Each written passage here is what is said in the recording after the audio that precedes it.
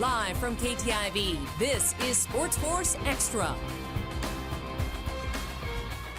Welcome back, folks, to another edition of SportsFource Extra. I'm Jason Moeller. That's everyone's favorite Nebraska and Irvin Doman. And, folks, the holiday season is here, and once again, our gift to you, Siouxland.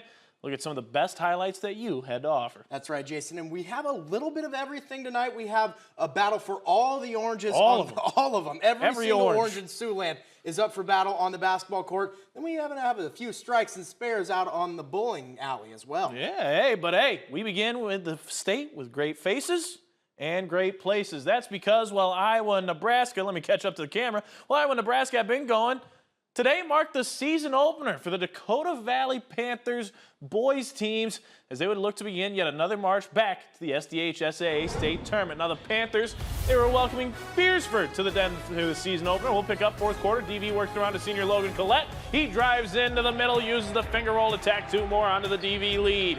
Later in the fourth, Beersford looking for an answer, but Collette, oh, look at this. Colette's just going to pick the pocket, and you know what, folks?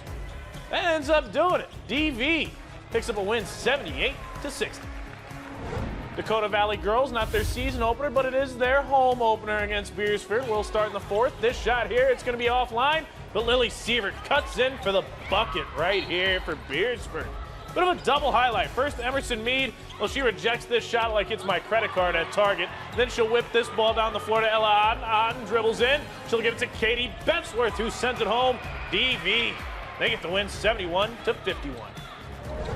Into the Metro, top-ranked Bishop Healing girls at SBL playing in the elementary school. We'll pick things up in the second quarter. Crusaders with a little inside-out game that sets up Melina Snoozy for the wide-open tray to increase the lead. Later on, off of a miss, Snoozy corrals the rebound, brings it out. She says, hey, I got space. I'll take it in, put it up, and in. Warriors trying to hang in there in this one. They'll get it to Madison Kavadra. And you know what? Abra Kavadra. She somehow gets this shooter's roll here, cut into the lead. But Heelan was rolling. This time, Snoozy. Well, she'll just toss over to Abby Lee for three. It's good. Top-ranked Crusaders. They win 73-43. Heelan boys looking to make it three in a row as they battle the Warriors. We'll go right into the last seconds of regulation. Crusaders up by two, but Isaiah Jervik chucks to Gavin Arndt, who brings in the layup just in time for the score. Now we go into overtime. Crusaders' Grant Whitcomb steals the ball. Whitcomb, you know what? He'll take this thing coast to coast, cutting in and out of the defense there like he's in a high-speed chase. Warriors call right back, though. A.J. Vanderskop dishes to Braulio Gonzalez, who drives the ball in, and now they're up two. Score tied later on. Arndt goes up. He's fouled. Arndt to the line for some clutch free throws. Sinks it. And with just 2 seconds left in the game, Crusaders get it off, but it doesn't quite go. Sergeant Bluff Luton wins this one 57-56. And meanwhile, up in Sioux County, the third-ranked team in Class 4A, Sioux Center, welcomed the ninth-ranked team in Class 2A, West Lyon, to town for a top 10 clash. Warriors trying to bounce back from a loss while the Wildcats are looking for their third straight win. Getting into it, the Warriors swing it up to the top, tossing it to Michaela Vander, who dishes to Margot Schudeman for the corner three. Wildcats with the ball now. Taya Christie, she lobs it into Annie Metzger with the spin, up and in. That one goes. Now we head to a little later on. Addison Branston, she gets the ball, pump fakes, and she's going to drive in the lane for the little floater, and Sioux Center takes this game 48-25. Friday night we lost up at Central Lyon, and I thought the girls came out with a lot better energy tonight. And you know, we got out rebounded up at Central Lyon, and we took care of that part of the game too. And we just brought energy back to the game, brought some fun back into the game, and we just play a lot better. West Lyon looking to stay undefeated in the boys matchup at a hostile environment. Starting in the third quarter, from out of bounds, Kyle Coy, he gets the ball at the post. He'll power his way up and in with that one. Later on, the Wildcats in control. Carson Hugavine looking for somewhere to go, and he tosses the ball to Easton Jacobson from just beyond the free throw line. That one cashes in for the deuce. Warriors with the ball now with just seconds on the clock. Brady Arns, he gets the ball in the corner and fires off for the corner three just before the shot clock expired.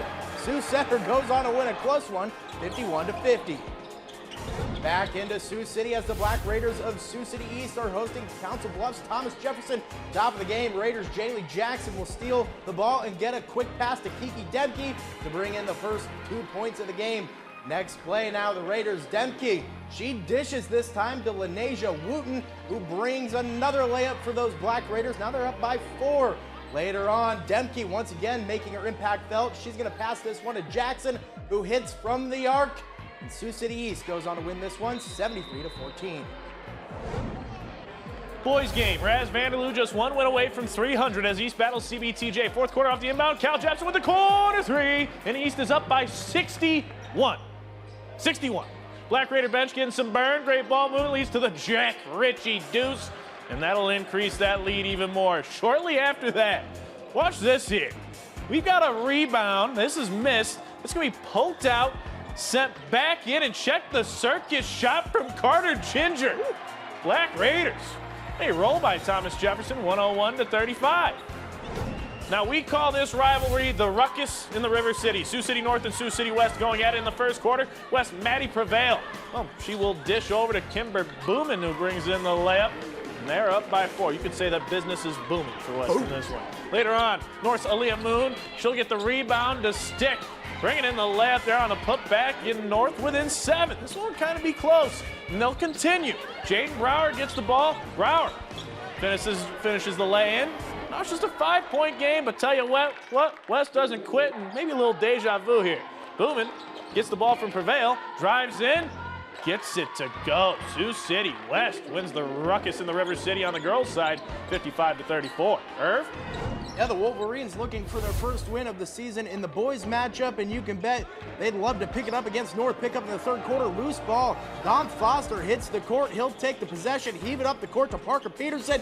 He goes inside to Josh Mogensen for the deuce. Later on, the Wolverines, they show you can break a press without a dribble. They whip this thing around the court before finally finding Trey Kraft, who gets that one to go. North leads by 12. Check this out off the steal. Gio Vasquez just slings this thing over his head, and Cameron Hegna, yeah, that was pretty crazy. He catches that one, lays it up and in for the 2.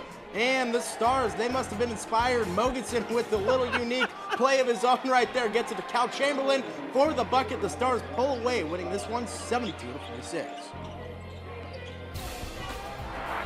We're the Bancroft Rosalie cheerleaders, and the SportsFource Extra will be right back. Yeah!